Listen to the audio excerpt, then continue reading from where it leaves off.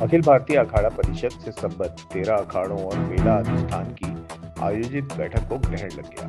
अखाड़ों में गुटबाजी, परस्पर समन्वय और संवाद के अभाव के चलते अखाड़ा परिषद के 8 अखाड़ों ने बुधवार को आहूत बैठक में भाग नहीं लिया।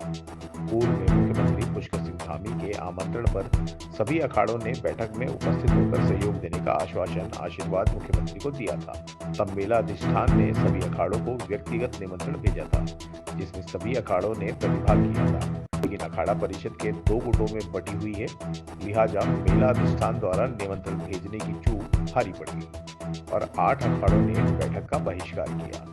बैठक में निरंजनी अखाड़ा, जूना अखाड़ा, आवाहन, अग्नि व आनंद अखाड़ों के प्रतिनिधियों ने ही भाग लिया। शेष अखाड़ों के प्रतिनिधियों की अनुपस्थिति के कारण कुर्सियां खाली पड़ी रही। हालांकि अखाड़ा परिषद के एक गुट के अध्यक्ष महंत रविंद्र महाराज, महामंत्री महंत हरि जी महाराज की अगुवाई में मेला अधिकारी सोनिका सिंह सहित अन्य अधिकारियों ने संतों से परामर्श कर व्यवस्थाओं पर चर्चा की, लेकिन कोरम के अभाव व 8 अखाड़ों के साधु संतों की अनुपस्थिति के कारण बैठक बेनूर दिखाई दी। ये जब बड़े बदमाश डाकू साले वो घूमते भी रहते हैं, तो पहले मैं लोग शर्मा से भी बोलता था कि साहब चौक बसराना घटना होने के बाद नहीं, और किसी कीमत पे हम लोग चंडी फुल पहने वो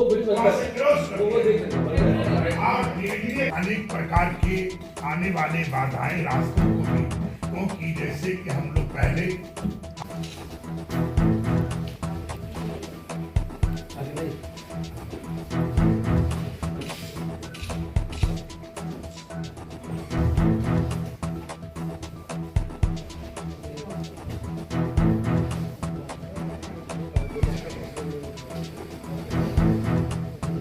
कहना चाहूँगा कि हमारे श्री में दुर्गा दास जी महाराज है, मेरी उनसे वार्ता हुई थी। उन्होंने कहा महाराज जी मेरी तबीयत ठीक नहीं है, मैं प्रयागराज में हूँ। ऐसे कई महात्माओं की अपनी अपनी दिक्कत थी, इसलिए वो नहीं आ पाए। और जो आने वाला जो समय, जो आने वाली जो मीटिंग होगी उसमें सभी संत महात्मा उपस्थित होंगे। देखिए आज आपने देखा सभी अखाड़े बैठे। मैंने कहा ना, सबसे बड़ा देश का अखाड़ा जूना अखाड़ा हमारे पास हरि जी महाराज बैठे हुए हैं। यहाँ आवाहन अखाड़ा बैठा हुआ है, आपने देखा होगा हमारा अग्नि अखाड़ा बैठा हुआ है, यहाँ में निरंजनी अखाड़ा बैठा हूँ, मेरे आनंद अखाड़ा बैठा हुआ है। सभी अखाड़े देखे, मैंने कहा हम 13 अखाड़े जो है हमें आपस में सब एक ही है, सबका विजन है कि हमें कुंभ करना है।